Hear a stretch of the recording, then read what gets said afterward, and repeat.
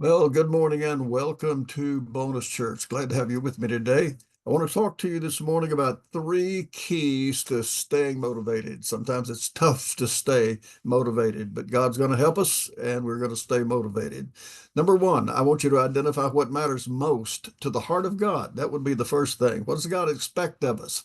I'll give you an overarching expectation that God has, and that's just good stewardship.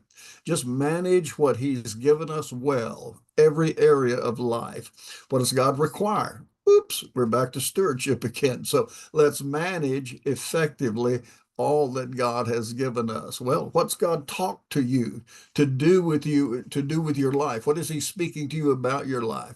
Knowing His voice is paramount. Got to know His voice before you can follow in His footsteps. Again, listen for His voice. Learn to identify His voice. Then I need you to identify what matters the most to you about your life. Well, I think we put God at the top of the list. Then you may want to put church. I don't know. You put the order that works for you.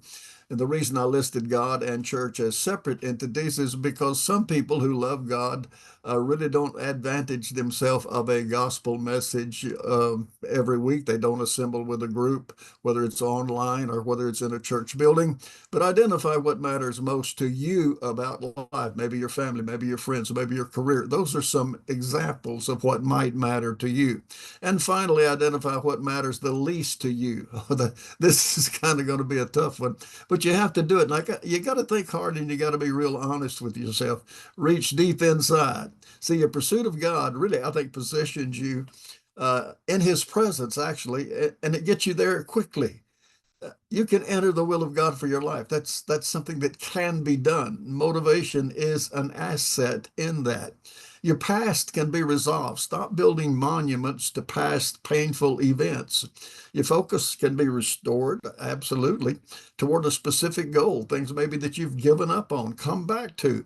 They generate great joy and enthusiasm again. Believe that you can. You can enter God's perfect plan for your life in a single moment. Just make a decision.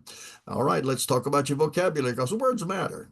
Stop saying I have a problem to solve. I can't get through this without laughing a little bit because I preach to myself in this too. Instead of saying I have a problem to solve, why don't you start saying there are some issues that are being resolved? That's going to make a difference in our company, our family, whatever area of life we're in. And it's going to bring some success to everybody. Stop saying, well, I've made my mistakes in life. Start saying, I've made many discoveries that have brought me to new successes and joy.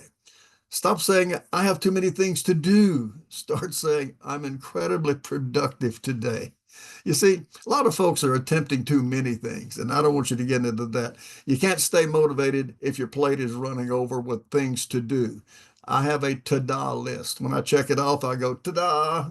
I don't have a to-do list anymore. That got too big. Paul said, this one thing I do. I want to encourage you to focus on one thing. You're going to start succeeding significantly in your life when you learn to motivate yourself every hour.